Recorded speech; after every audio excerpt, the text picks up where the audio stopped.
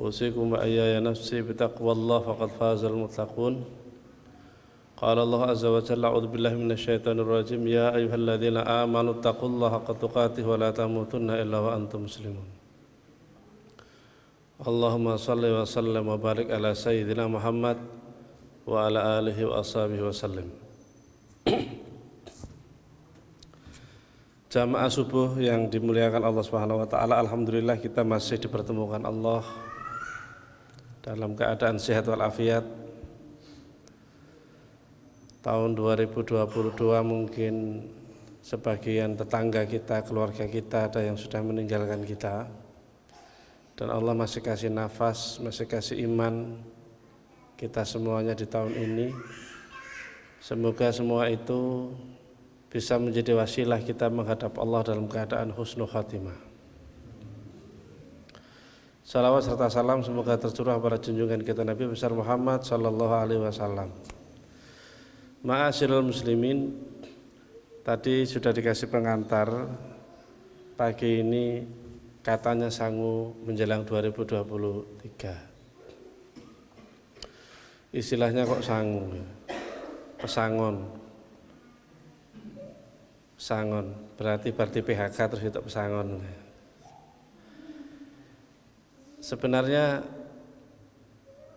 tadi saya masuk masjid, tulisan di depan itulah sebenarnya pegangan kita. Ajaban li amril mu'min. Orang mukmin itu menakjubkan sekali. Kalau dikasih ujian sabar, kalau dikasih rezeki bersyukur. Udah kuncinya itu. 2023 ini banyak tokoh-tokoh politik yang dalam tanda kutip menakut-nakuti. Kalau bahasa positifnya mungkin memberikan warning. Hati-hati 2023 itu situasinya itu blackout katanya, gelap. Banyak hal yang tidak bisa diprediksi. Diperkirakan 40 negara itu akan krisis, ada yang menyebut 37. Dan di negara kita sendiri sudah mulai banyak yang sambat.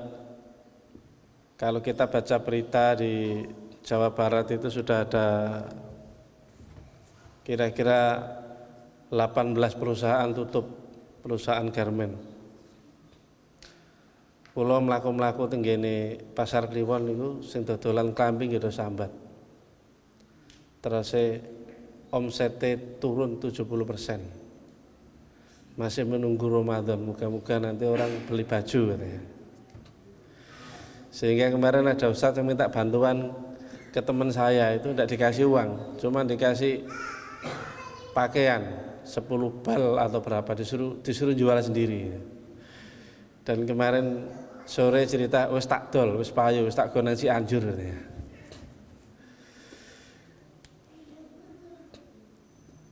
Jadi itu yang diberitakan oleh para politisi, dan Indonesia termasuk yang konon diramal lumayan. Indonesia ini menurut IMF katanya akan tumbuh, tetap akan tumbuh 5%-an. Indonesia menambah angka optimis tumbuh 5,7%.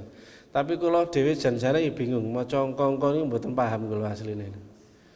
Jarene ekonomi Indonesia iku mundak 12%, 11%, ning gajine kok tetep padha. Kita masyarakat awam iku ora mudeng angka-angka kuwi ya. Karena sing didelok iki asli gaji padha, bensin mundak. Terus nek akhir bulan iku ya ngirit gitu ya. Jadi kalau ada teman di Magetan itu malah duwe cara ya untuk memanage uangnya itu. Jadi pokoknya gaji sing dikekne bojone iki pira dibungkus kabeh tenggene napa niku amplop. Diseni enten sing 3.000, enten sing 5.000, enten sing 10.000, pokoknya cukup 30 dino. Ditempel teng dinding. Jadi setiap hari itu ada acara cabut. Nek 4.000 berarti lauke tempe ngoten nggih. Nah, terus sing nek 10.000 nggo rada ayam sithik ngoten. Dicabut kok nek 20.000 tuku daging. Nah, teng mriku niku enten sing amplop niku isine 2.000. Nek 2.000 niku napa numpak angkot mangan teng para tuwa.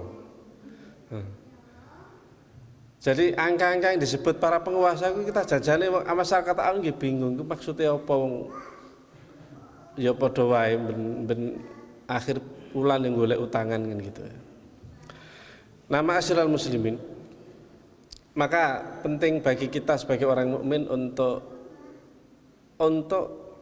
kembali apa sih sebenarnya pegangan kita yang utama itu.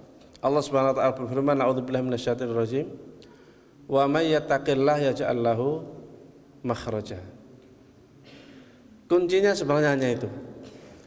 Wa may yattaqillah yaj'al lahu makhraja wa yarzuqhu min haitsu la yahtasib.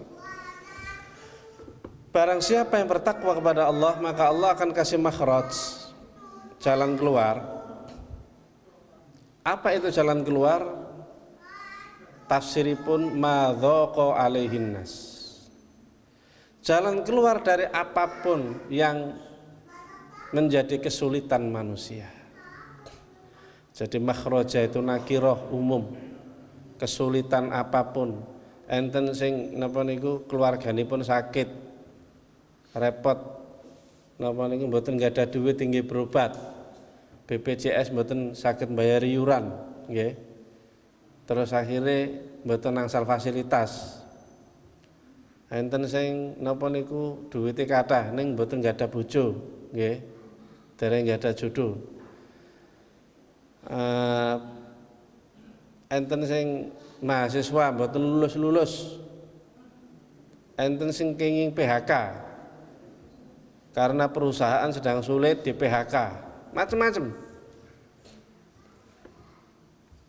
Madzaqa alaihin nas, apapun yang manusia itu merasa sulit, kalau dia itu bertakwa, itu sudah hukumnya Allah akan kasih makhraj, jalan keluar. Dari mana? Min dhiqis syiddah, dari kesulitan yang yang nantinya kesulitan itu Allah akan kasih pertolongan. Jadi perkara menungso niku macam-macam. Tapi tenggene Al-Qur'an niku janjane dipun simpulaken kalih sing menjadi basic. Li ilafi Quraisy ilafihim rihlata syita'i wa shaif. Kemudian di situ alladzi at'amahum min ju' wa amanahum min khauf. Allah itu yang memberikan makan dari kelaparan, wa amanahum min khauf, dan rasa aman dari ketakutan. Problem dasar menungso niku janjane kalih niku. Sing liya-liyane niku nggih pengembangan mawon. Tapi janjane nggih kalih niku. Sing paling utama niku napa? Luwe karo mboten aman. Luwe terus mboten aman. Pun probleme niku. Dan Allah Subhanahu wa taala akan memberikan makhraj kepada orang bertakwa. Kalau dia itu lapar, Allah akan kasih makan. Kalau dia itu sedang terancam keamanannya, Allah akan kasih keamanan.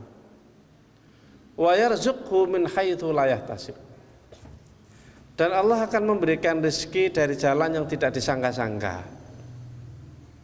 Rezeki niku nek terus Ibnu Qayyim napa Ibnu Taimiyah kula supe niku kan terus enten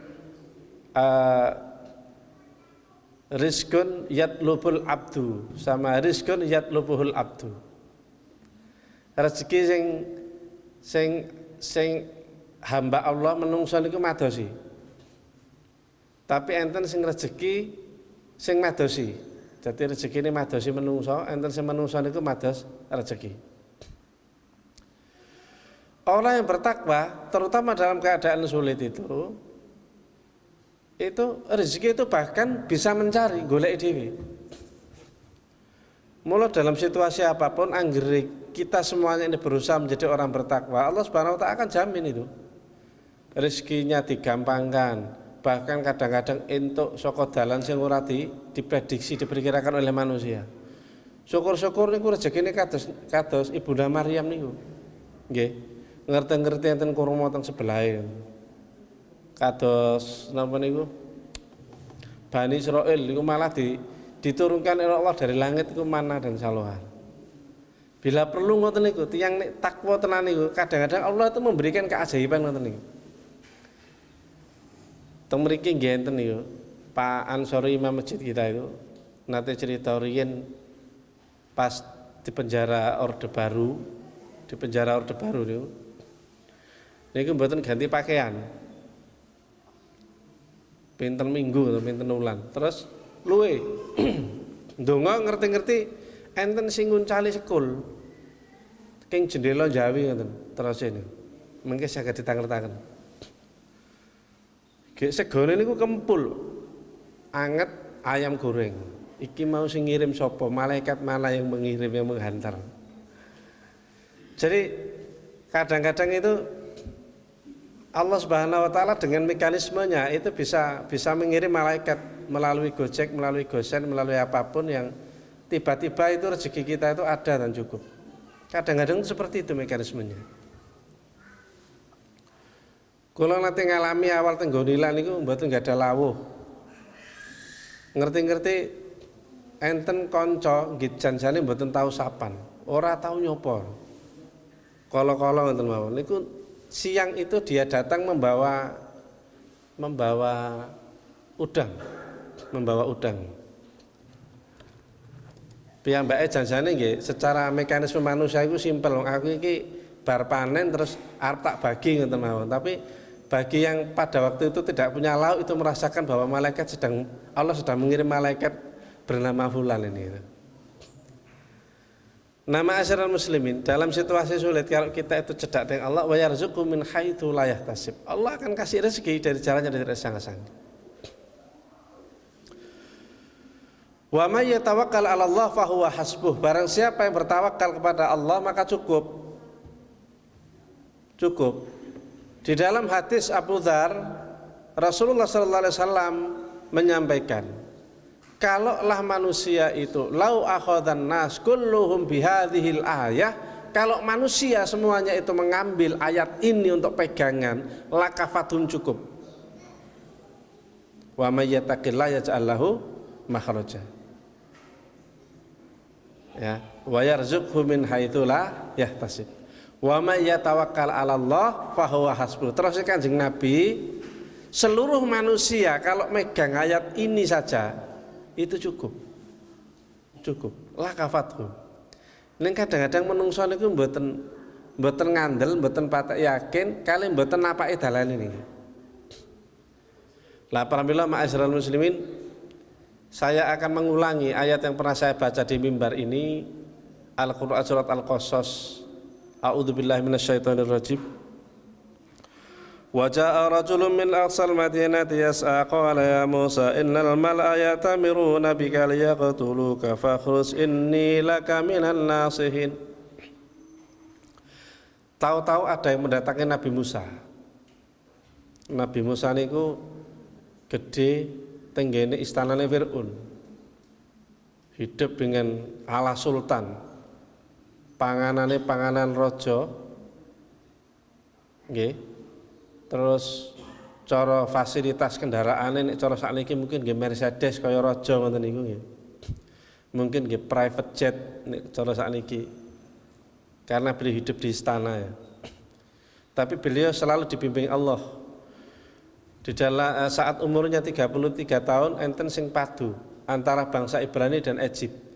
Ibrani adalah bangsa beliau. Kalau di dalam kisah Israiliyat disebut namanya itu Samiri. Nah Samiri niki gandeng sak bolo padha Ibranine itu bengok-bengok njaluk tulung tenggane Nabi Musa. Wae Musa tulungan aku, mergi kalah. Gelut karena tiang Egypt itu kalah. Tiang Egypt itu gede-gede. Nah terus tiang Egypt niku dikampleng niku kok mati. Padahal ngamplengnya jaling galon. Nabi Musa itu menyesal. Besok koran-koran memuat semuanya enten ditemukan mayat tergeletak meninggal. Ning mboten ngertos sinten sing mejahi. Mergi sing semerap hanya Nabi Musa dengan Samiri itu. Jadi berita itu. Keesokan harinya si Samiri iki padu melih. Ayo nggih geger iki. Padu melih ngerti enten klebate Nabi niku Nabi Musa niku nalika sakmonten dereng dados nabi umure nembe 3 Di dalam buku Shahihul Qasas fil Quran itu dijelaskan umurnya 33 dereng dados nabi. Musa aku tulungun meneh. Nabi Musa marah, kamu orang sesat, kamu ini gawe geger wae. Karena Nabi Musa menyesal, wong dikeplak sekedhik itu kok pecah. Merasa menyesal, merasa bersalah, iki Samiri arep nggih goro-goro meneh. Njaluk tulung. Nah si Samiri iki ngomong, yang di dalam obrolan itu terungkap orang mendengarkan, apa kamu akan membiarkan aku meninggal wahai Musa sebagaimana orang kemarin engkau pukul meninggal? Kok nek ora nulung aku iki piye? Dari situ terbongkarlah rahasia bahwa Nabi Musa yang membunuh. Nah, para pejabat di Mesir pada waktu itu memberikan keputusan bahwa Musa ini harus dibunuh tanpa pengadilan, pokoknya temu pateni. Keputusan itu dibocorkan, maka disebut di sini, maka datanglah seseorang dari ujung kota yang dia itu bergegas-gegas, wahai Musa, sak temene al-mala'a para punggawa ya tamirun mu'amarah sudah berkonspirasi akan membunuhmu, metuwa fakhruj, metuwa saka Mesir, inilah kaminan nasih. Fakharaja minha khaifa yataraqab qala rabbi najini minal qaumidz zalimin. Nabi Musa banjur metu khaifan hale wedi, takut. Dalam keadaan sangat takut. Wong arep dipateni mesti wedi. Nah, ini ada ujian namanya apa tadi? Khauf. Jadi ujian menungso niku at'amahum min ju' wa amanahum min khauf. Khauf. Nah, beliau juga lapar, kenapa? Lari pergi tanpa bekal. Ya tarakab, beliau ini waspada, ya tarakab, muraqabah. Dipateni. Kemudian ndonga, Rabbina jini minal qaumidz zalimin. Ya Allah, paringi pitulungan kula saking kaum sing dolim. Walamma tawajjaha tilqa Madyana qala asa rabbi ayyahdiyani sawa as-sabil. Nalika Nabi Musa itu tawajuh menghadap tilqa Madyan ke Madyan. Kemudian beliau berdoa, moga-moga Allah membimbingku ke jalan yang lurus yang benar. Jadi dalam keadaan kita ini sedih, gundah gulana, rumangsa salah, ya, yang perlu kita lakukan apa? Berdoa sama Allah, moga-moga diparingi pituduh dalan sing padang. Walamma warada ma'a Madyana wajada alaihi ummatan minan nasi yasquna wa wajada min dunihim imra'ataini tadudan. Nalika Nabi Musa niku mlayu tanpa bekal, dan di dalam kisah-kisah Israiliyat dijelaskan disebutkan 8 hari 8 malam. Niku mriki mboten enten. Bisa dibayangkan tanpa bekal, kemudian beliau istirahat berteduh, menemui masyarakat, mereka sedang memberikan minum ternak. Lah di belakangnya itu ada 2 perempuan tadu, dan yang mereka menahan dua wanita itu menahan binatang ternaknya. Dia tidak segera memberikan minum, sementara yang lain berebut. Qala ma khatbukuma, nduk eneng apa kok kowe ra melu kuwi? Qala ta'ala naski hatta yusdirar ri'a, kami tidak memberi minum sampai orang-orang itu beredar. Kalau Ustadz nomenalikan itu menggambarkan cah-cah nom-nom ki ora genang kok nek awak dhewe iku melu menehi ngombe iku ya digodha. Disuwit-suwit digodha lan sak piturute. Ada menggambarkan, ini menunjukkan betapa wanita ini sangat solihah dan dia tidak ingin bercampur di situ. Maka dia jawab, saya tidak bisa memberikan minum itu karena orang-orang itu belum bisa selesai. Orang itu selesai kami baru bisa. Kami perempuan, bapak kami syaikhun kabir, gitu ya. Wa abuna syaikhun kabir. Wasaqalahuma thumma tawalla ila dhilli faqala rabbi inni lima anzalta ilayya min khairin faqir. Banjur Nabi Musa menehi ngombe binatang ternak lahuma untuk dua perempuan tadi. Tsumma tawalla ila dhilli, kemudian berteduh. Tawalla ila itu sense bahasanya oleh para ahli-ahli bahasa Quran itu digambarkan balik 180 derajat. Ini menunjukkan betapa izzahnya, betapa takwanya anak Musa ini. Jadi dia tidak modus habis nolong kemudian modus itu enggak, langsung berbalik dari arah kebalikannya wanita itu berteduh. Kemudian di sana beliau berdoa, ya Allah, inni lima azalta ilayya min khairin fakir. Ya Allah, aku sangat memerlukan kebaikan yang engkau turunkan padaku. Beliau pakai kata di sini fakirun, inni fakirun, aku fakir. Fakir itu di dalam bahasa Arab aslinya adalah kasrul dhuhri, tulang punggung yang putus. Menungso nek pun mboten enggak ada tulang punggung, artinya apa? Dia tidak berdaya. Ya Allah, saya ini tidak berdaya ya Allah. Kula niku luwe. Ning kene Quran terjemahane depak diartikaken luwe, padahal macam-macam problemnya Nabi Musa ini. Nggih ajeng dipateni, nggih luwe, nggih pokoke macam-macam. Nah, beliau ndonga, ya Allah, maka ini nanti tolong diingat-ingat ya Al-Qasas ini. 2023 itu kata ndonga niki. Sing kenging PHK niku nggih. Rabbi inni lima anzalta ilayya min khairin faqir. Ya Allah, aku sangat memerlukan uluran tanganmu dari kebaikan apapun yang engkau berikan kepadaku. Aku tidak berdaya ya Allah. Faja'athu ihdahuma tamshi ala istihya'i qalat inna abi yad'uka liyajziyaka ajra ma saqaita lana. Dua wanita yang tak lain adalah anak Nabi Syu'aib mulih gasik niku wong tuane nggih bingung, nduk kok kowe ya mulih iki piye ceritane? Wong biasane iki telat. Niki Pak niku wonten piantun masyaallah saleh, kuat, rasa. Nabi Musa niku rasa, Pak. Al-Qawiyul Amin, wong rasa, ngampeng mati ya, ngenten mati ya, rasa niku. Terus ya kosongan nduk, nggih kosongan, Bah. Lho ya aja celuken gorene. Gorene. Akhirnya salah satu dari dua wanita itu memanggil, faja'at ihdahuma tamsi. Salah satu dari keduanya itu berjalan istihya dalam keadaan malu-malu. Ini menunjukkan kualitas wanita. Ciri wanita solihah itu pemalu. Ciri yang tidak solihah malu-maluin. Pun niku nggih. Qalat inna abiyatu, sak temene bapakku nyeluk panjenengan, mengundang yad'uka liyajziyaka, untuk memberikan upah. Ajra ma saqait. Engkau telah membantu kami memberikan minuman ternak, maka bapakku mengundang jenengan untuk ngasih upah. Dan ini nanti diceritakan bahwa ketika Nabi Musa itu dipanggil, beliau tidak mau di belakangnya, beliau itu berjalan di depannya. Jadi karena tidak tahu rumahnya, kalau nanti belok kanan itu nanti si wanita melempar batu kelotak kanan, nek belok kiri. Ini menggambarkan betapa Nabi Musa itu sangat takwa, takut, tidak modus, ora wah iki yo iman-iman. Kesempatan terus ndelok napa megal-megal mboten. Nabi Musa niku hati-hati.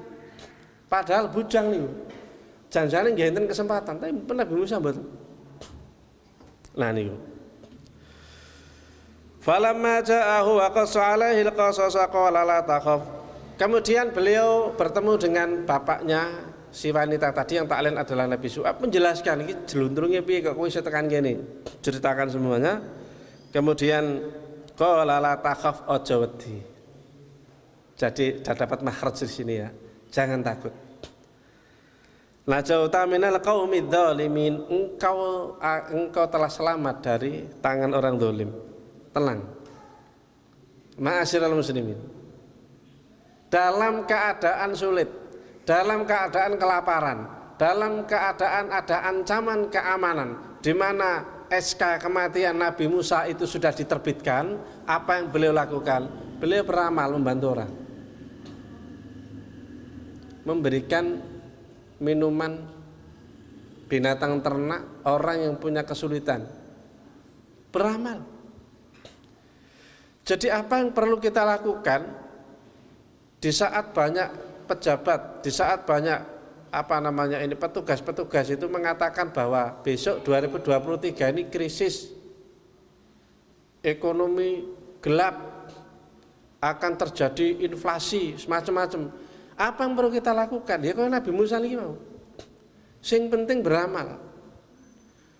Dan Nabi Musa ini ngamali orang yang gak modal. Modalnya nggih kebersihan hati.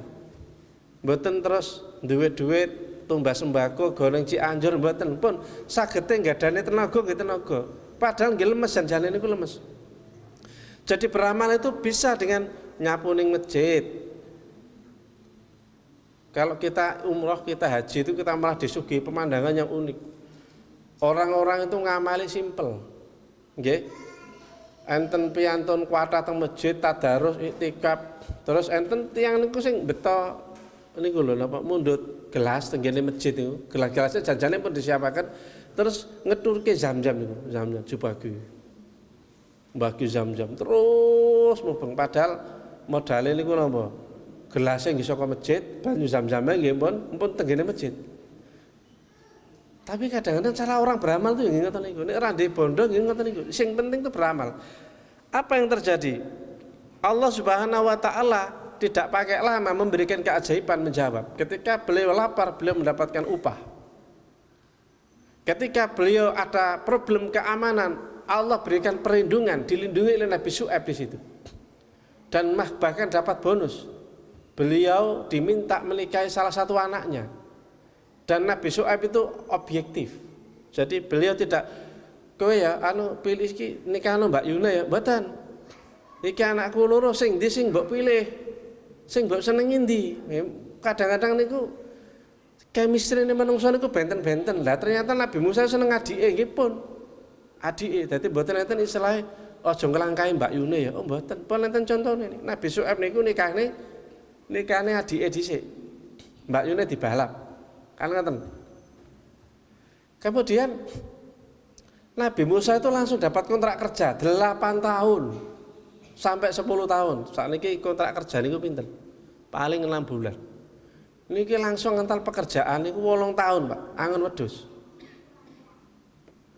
Sakniki tiyang nem sing dereng wani rabi niki kadang-kadang mikir, lah sing tak seneng iki wong tuane sugih, aku engko ra iso nyambut gawe aku ya isin. Nabi Musa itu ada di pondok mertua indah.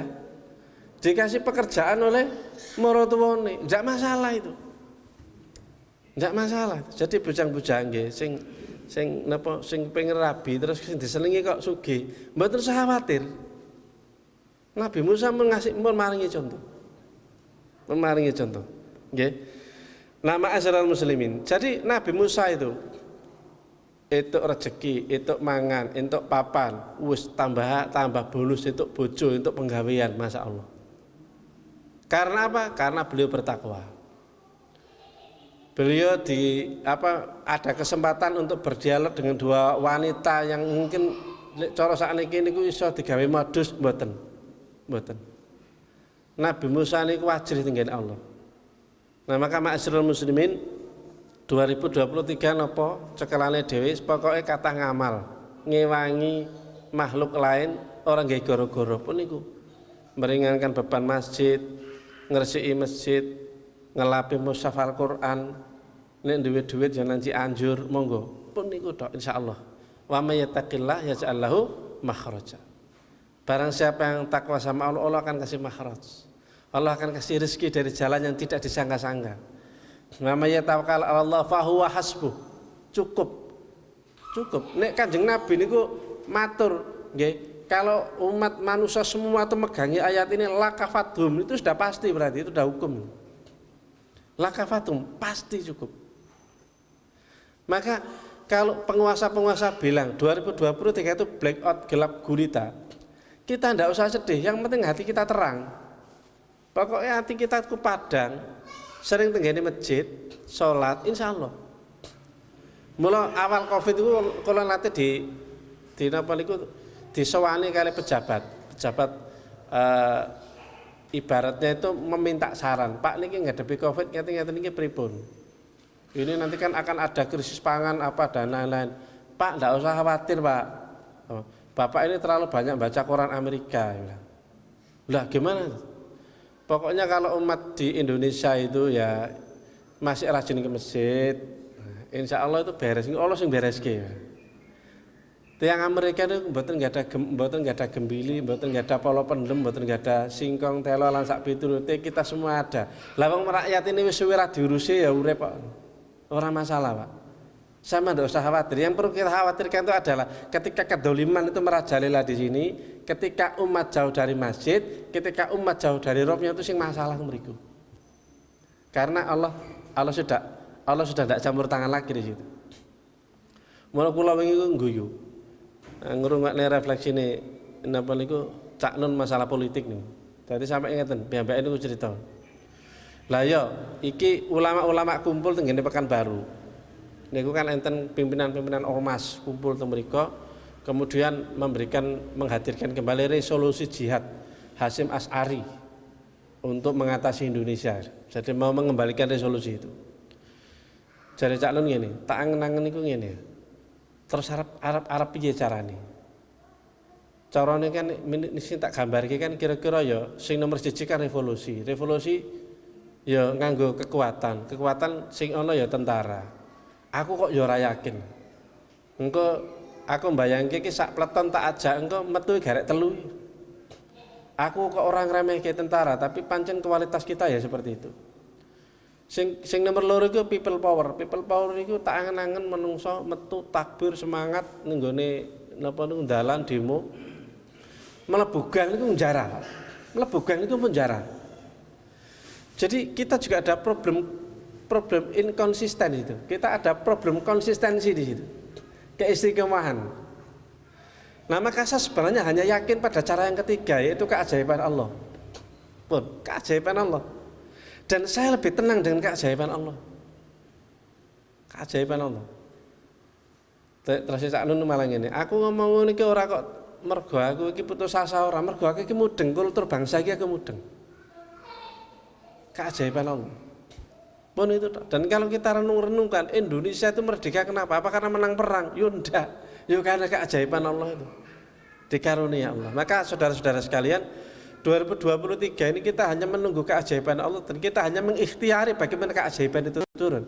Ya jadilah kita orang baik. Takwa membantu orang ya ikhtiar ya, ikhtiar. Tapi jangan sekali-kali kita itu mengandalkan dan menghebatkan otak kita, pikiran kita. Iki nek ora aku, ora pikir aku, ora planningku, ora was. Biar gedes kabeh itu ndak ada itu. Itu ndak ada semua itu. Kita harus pokoknya ini Allah pun ngeten. Demikian apa yang bisa saya sampaikan. Moga-moga bermanfaat buat diri saya dan jamaah semuanya. Tenang. Selagi kita bersama Allah, nanti Allah akan membersamai kita. Assalamualaikum warahmatullahi wabarakatuh.